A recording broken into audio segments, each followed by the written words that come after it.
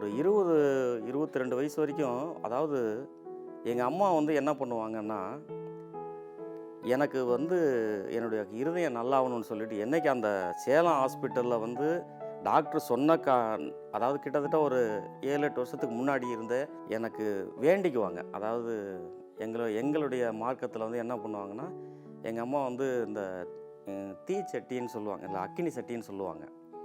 அதை வந்து எடுப்பாங்க. இங்கேருந்து ஒரு சென்னை ரோட்டில் வந்து ஒரு கோயில் ஒன்று இருக்குது. அங்கே வந்து என்ன பண்ணுவாங்கன்னா, எடுத்துகிட்டு போவாங்க. அப்போ என்னையும் கூட்டிகிட்டு போவாங்க.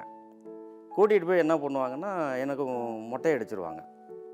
இப்படி ஒன்று மட்டும் இல்லை, கிட்டத்தட்ட பார்த்திங்கன்னா அங்கே மட்டும் இல்லை, சுருக்கமாக சொல்லப்போனால் நான் முடியோடு அலைஞ்சதை விட மொட்டை போட்டு அலைஞ்சது ரொம்ப நாள்.